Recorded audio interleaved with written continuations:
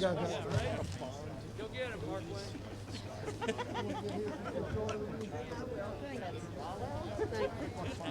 Let's talk. Let's talk. As soon as he gets off the phone, we'll be good.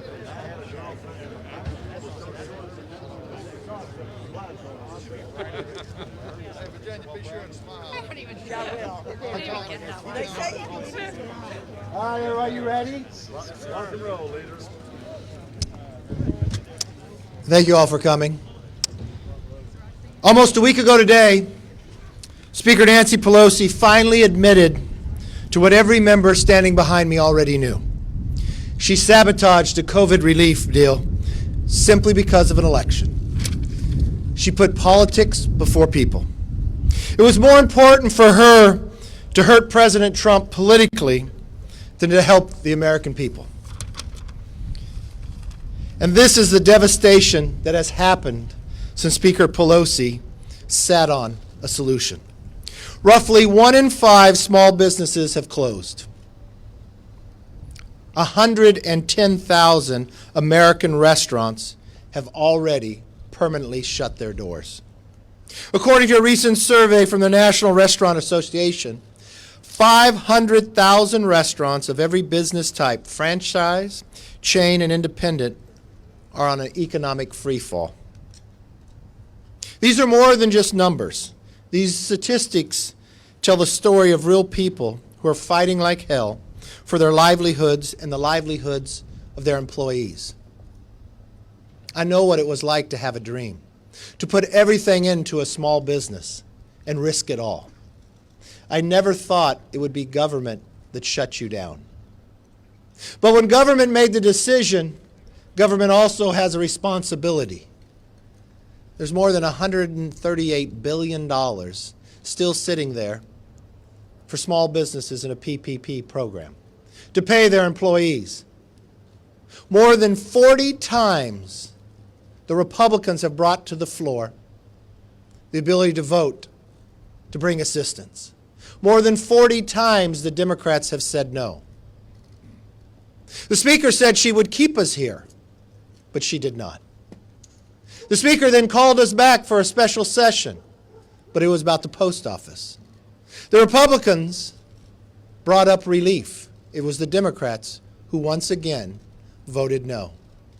There are 23 Democrats who signed a letter in September who warned the Speaker if she continued to play politics and not move forward with COVID relief, that they would sign a discharge petition. I don't know if I should believe their name on the letter because they have not signed it yet for an opportunity. I'm not quite sure what the majority leader will say today. Will he send us home or will he put the American public first? The Speaker 1 week ago admitted that she planned to sabotage and put people out of business simply for her own political beliefs. The election is over. The time is now to work, and there's an opportunity to get it done now. I know more than 40 times you said no, but today we hope that you will say yes. How many more businesses have to shutter? How many more dreams have to be shattered? How many more people have to be laid off before Nancy Pelosi and the Democrats will act? I'll promise you this.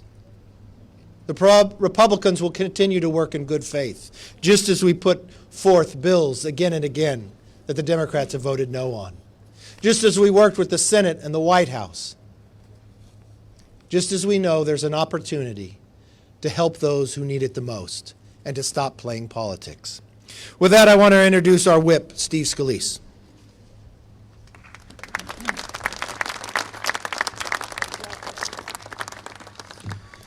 Thank you, Kevin. I strongly agree with the comments that our leader just made.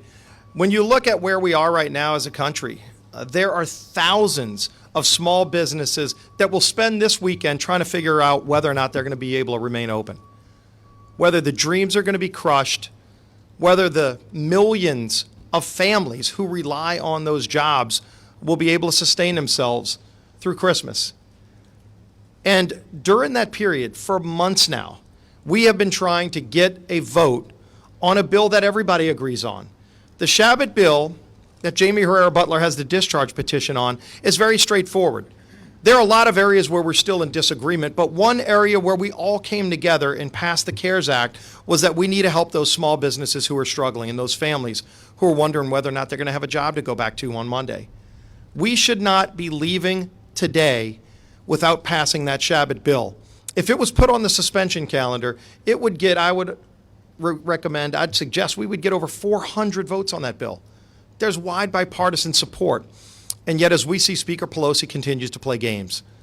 She admitted the other day, as our leader pointed out, that one of the reasons she won't bring up bills like this is because she's waiting for a new president. These small businesses don't have the time to wait on a new president or some political game by the Speaker before they make a decision on whether or not they will close for good. We've already lost over 100,000. We've already lost over 100,000 restaurants in America that will never reopen. A third of every single small business in the entire state of New York is gone for good. This is a real issue that we don't have time to wait on. There's a long list of areas where we're in disagreement. Every time the president or Secretary Mnuchin or Mitch McConnell put out another plan on the table, all Speaker Pelosi does is says no. She doesn't come up with an alternative. They continue to play partisan games and people's lives are at stake. This game has to end. This game of chicken where hostages are being taken. And the hostages are America's small businesses. The hostages are millions of families who just want to be able to go back to work. The safety protocols are out there. You've had some of the smartest minds in medicine say there's nothing wrong with having safety protocols where you spread people out and have outdoor dining. And yet you've got some of these governors across the country that are telling you you can't go to your local restaurant, yet they're going to their favorite restaurant. That hypocrisy by these Democrat governors and mayors has to come to an end. It has to end now. How many times have we seen examples of a governor telling you can't do something and they're doing it? A mayor telling you you can't do something and then they're caught doing it. A mayor in Cabo telling you not to hang out with your family when he's hanging out with his family for Thanksgiving. This is madness. This is insanity, and it's not based on science. If it was based on science, they wouldn't be doing it. But they're doing it to control these small businesses, to crush these small businesses. We see what's going on. Everybody says what's going on. The Speaker acknowledged it the other day, where she admits she's playing games with people because she wants to wait until a new president's there. She doesn't want Trump to get credit. This isn't about who gets credit. It's about who we can save, who we can help, who needs help. And we're in agreement on parts of this. Let's pass the bills that we have agreement on. And there are really good bills that we do. That Shabbat bill is one example. You could literally save every small business in this country that's struggling by bringing up that bill, and it wouldn't even add a dime to the deficit. That money, the $138 billion, is sitting in account frozen. And this isn't a new program. This is a program that's been widely successful. Our local banks know who these small businesses are. They need the relief now. They can't wait another week. I've been telling the majority leader in our colloquy since September that this bill is out there and has wide bipartisan support. And they don't deny it. They just point to all the areas where we disagree while they're holding these small businesses hostage. The game has to end. They need to bring this bill to the floor. And we're calling on Speaker Pelosi to bring this bill to the floor to save all these small businesses who are dying on the vine and need this relief. They need the relief today, not next week, not next month, not whenever Pelosi decides to stop playing games. So that's what we're calling on the Speaker to do. Bring up the Shabbat bill. Let's give the relief to these small businesses who need it now. Let's save those millions of jobs so that they can have their Christmas like we want everybody else to be able to celebrate this Christmas season. And with that, I'm going to bring up our conference chair, Liz Cheney.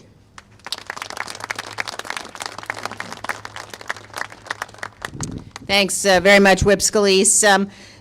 Every one of us lined up on these steps, every single member on the other side of the aisle, we all represent thousands of people, thousands of small businesses who are hurting. And when I watch what Speaker Pelosi and the Democrats are doing, there are many things, many times we've come up here and raised our issues, raised our disagreements with the Speaker in particular. But when I watch this, It is a level of cynicism, a level of willingness to completely ignore the people she represents that I have not seen before. And I think it makes absolutely clear Speaker Pelosi has been in Congress and has been the Speaker for far too long. The American people deserve a House of Representatives that is one that will do what is needed. We are in the middle of a pandemic. We have got small businesses across this nation. We have got ag producers, we've got energy producers, we've got restaurant owners, we've got hospitals, we've got people who are suffering. And the Speaker of the House seems to think that this is all about sitting in back rooms, negotiating deals, scoring political points. When she finally says the quiet part out loud and admits she actually is doing that. She actually has delayed getting help to the American people because she was waiting to see if Joe Biden would get elected president. That is what she's doing. Every single American, every single member of this House, particularly every single member of her party, needs to answer the question, and I hope you all will ask them. Do you agree that the Speaker of the House is in the right to continue to play politics while people's businesses are suffering, while people are dying, while our hospitals are suffering, while our agriculture industry is suffering? Every member of her side of the aisle has got to stand up and explain why they think it's okay, why they think these games are all right. People are hurting, they need help. As our leader said, as our whip said, we have the ability today, right now, instead of voting on bills to legalize marijuana, bills to protect exotic cats, put the bill on the floor that will help small businesses and do it now. It'll pass. So we stand together calling on this body, calling on Speaker Nancy Pelosi to stop sitting on her hands, to stop sitting in front of a refrigerator with the expensive ice cream, and to help the American people today. With that, I'm going to introduce the Republican leader of our Small Business Committee, Mr. Shabbat. Thank you, Liz. I was the chair of the Small Business Committee for 2 terms, and this past term, the ranking member. And I'd like to start off by just saying about half the people who work in America work for a small business. About 70% of the new jobs created in America are created by America's small businesses. They're critical to the American economy. When COVID-19 hit earlier in the year, this institution, the House, the Senate, together, bicameral and bipartisan, Republicans and Democrats, passed the CARES Act, and within the CARES Act, the PPP program, the Paycheck Protection Program. It saved over 50 million jobs all across the country, including in my district, in this greater Cincinnati area. I visited over 70 of those businesses. I've talked to businesses who would have gone under, who would have had to get rid of all their employees. And it's not just the small businesses, again, that you're trying to help, and you are, but it's those employees and it's those families that they support. Well, unfortunately, the Paycheck Protection Program, the doors to that program were shut back in August. And all we need to do is to pass legislation to reopen those doors, to give small businesses who didn't get an opportunity to get one in the first round for whatever reason, or a business that did but has revenue decreases of 25%, meaning they're really hurting and need another loan, give them access to those loans again. We don't even have to put any more money in the program. There's already approximately $135 billion just sitting there that we could help these businesses and save those jobs. But as already been mentioned, the Speaker Pelosi, we all suspected that she wouldn't bring this up for a vote because even Democrats were for it and all the Republicans were for it, wouldn't bring it up for a vote because if it passed, it might help President Trump in the election. We suspected that, and then she basically confirmed it recently. It's outrageous to think that politics are standing in the way of helping those small businesses and, most importantly, helping those employees and those families who depend upon this. So I want to thank our next speaker, Jamie Herrera Butler, for her leadership on the Rules Committee and introducing the discharge petition, which would bring my bill, H.R. 8265, to the floor and actually put those Democrats who said they'd support it on the line with all the Republicans and pass this for those small businesses who so desperately need this. So, Jamie, you want to come up? Thank you.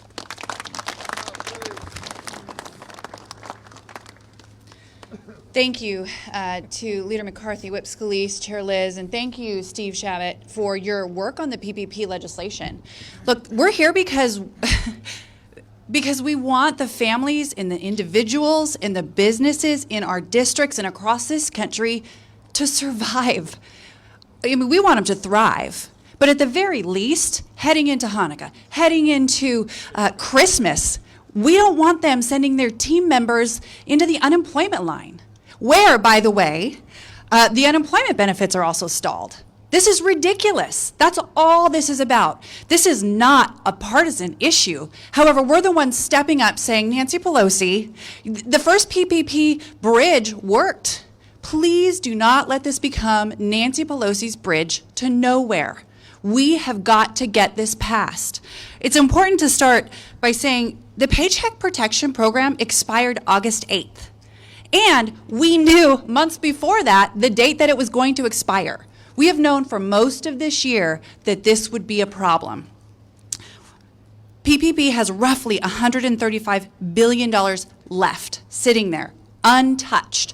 We don't have to spend new money. We don't have to add more money into some sort of a supplemental. It's there. All we have to do is change the dates to allow those loans to be accessed. That's it. And the reason that this hasn't moved is because it's a political football. Nancy Pelosi has allowed these businesses, these individuals, these families, these single mothers with children in Clark County in Southwest Washington. I have over 15,000 single families.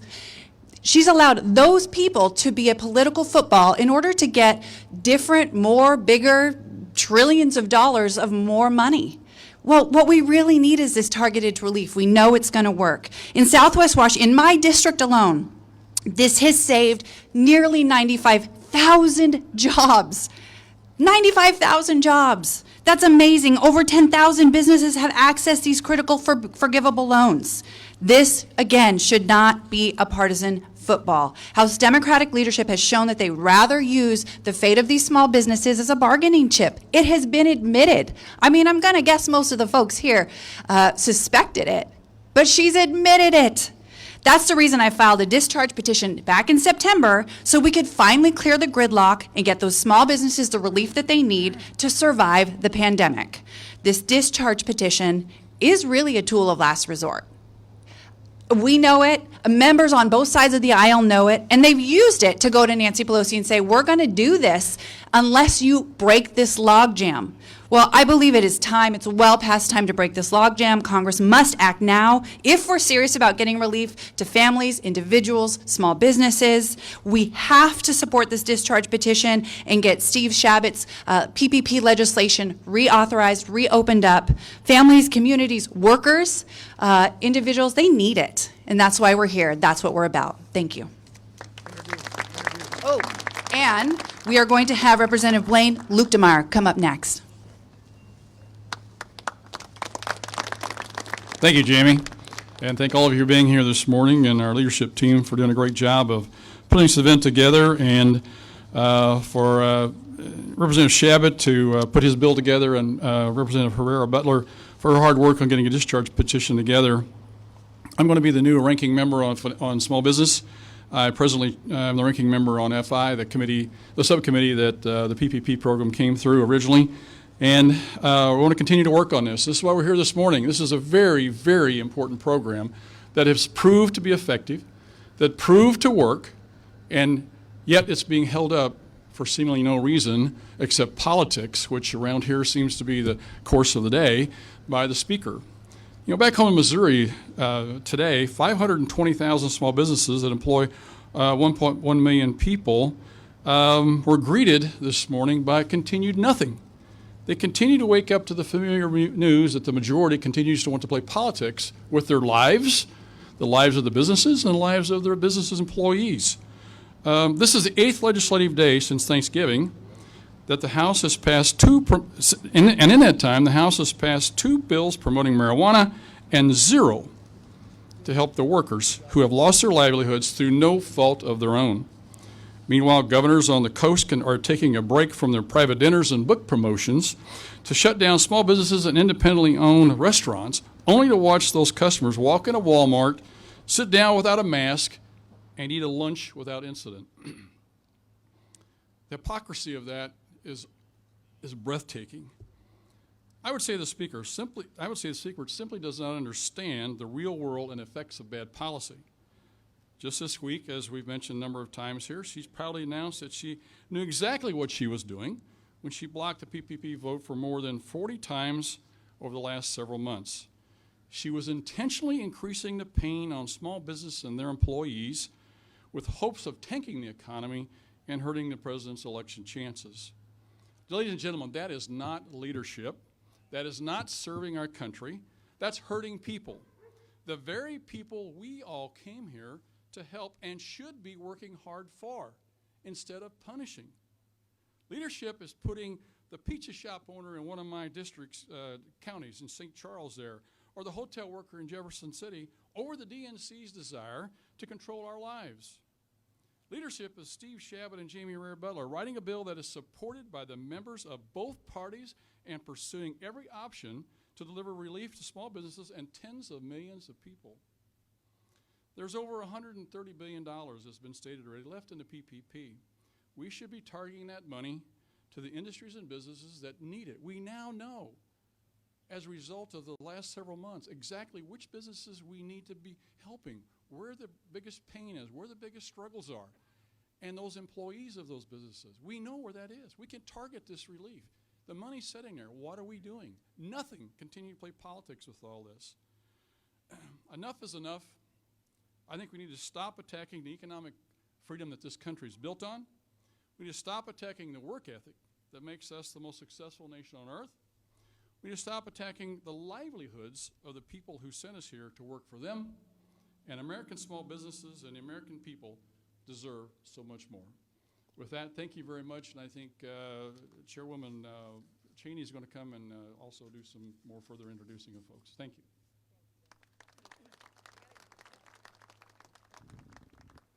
Thank you, Blaine. I'd now like to introduce a young woman who, her name is Sarah White. She's the Chief Operating Officer of 3 locations of the Lost Dog Cafe, operating not far from here in Virginia. And she's going to talk about the real-world impact of the decision by the Speaker not to move forward on the needed assistance for the American people. So with that, Sarah.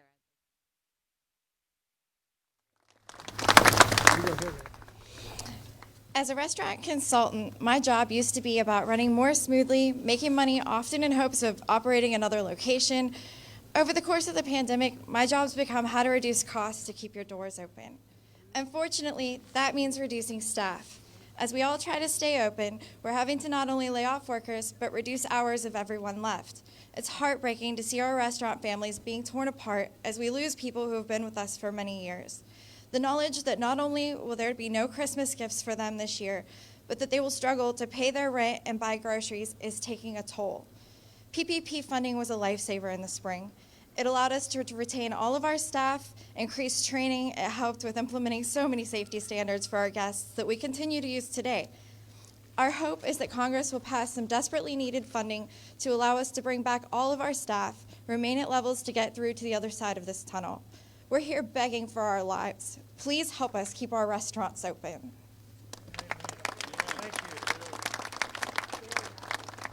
Thank you, Sarah. And just to remind everybody, where does the money go? To the employees. It provides them to be able to go forward. It goes to the small business, pay for rent, utility. Instead of being like the hundreds and thousands that have closed permanently, it gives them hope for a future as the vaccine progresses. With that, let's take a few questions. Yes, ma'am. Are you supportive of the president's effort to use the Supreme Court to overturn the voters in swing states like Pennsylvania, Wisconsin, and Montana? The president has a right for every legal challenge to be heard. He has a right to go to the Supreme Court with it, yes. Yes, next question.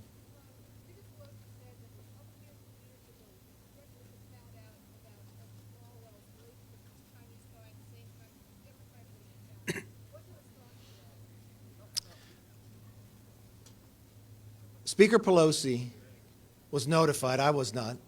I'm asking for an FBI briefing now. But if she knew and maintained Swalwell on intel, wrong. He is a national security threat. He was put on in his second year. I will tell you, as a leader, Intel Committee is treated differently. Why? Because those who serve on Intel get information that members do not. For the Republican side, the Republican leader appoints there. For the Democrat side, the Democrats appoint there. And to spend the last 4 years in Intel worried about foreign intrusion, Adam Schiff knew as well. To allow Eric Swalwell to sit inside a skiff where you do not bring your phones, you do not bring your watch, because what is discussed? He puts the threat of everybody else of what they're talking about as well. Why did she allow him to stay on that committee? And let's hope she does not in the next Congress either. The Democrat leader appoints the Democrat side. The question raises, when did she know?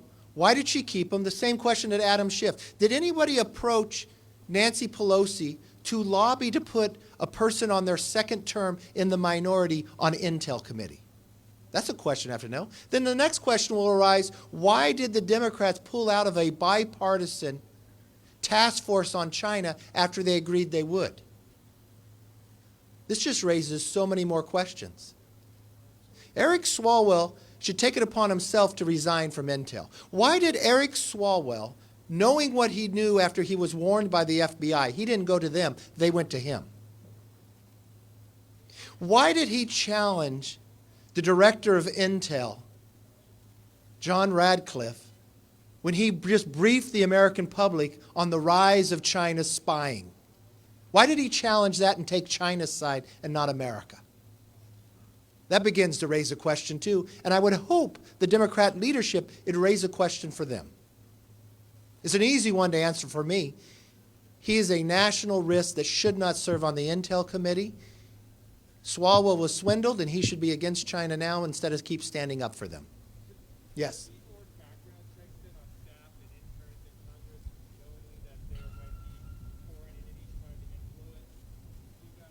You get briefed about it, but if you're on the Intel Committee, I think that would be appropriate.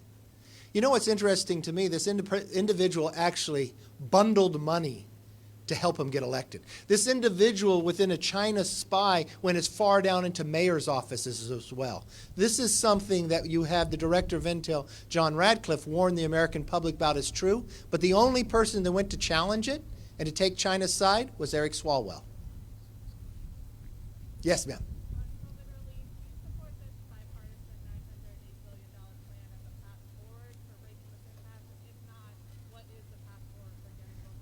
No, I actually support the plan that's actually more money, that is supported by the president, supported by the Republican leaders, that would actually go to more people, help more people in a time of need, would put more than $300 billion for small business, would allow us to use money that's already appropriated, so be fiscally responsible at the same time, and to do that now.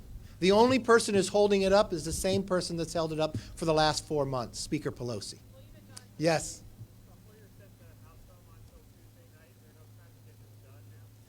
Yes, it easily could get done.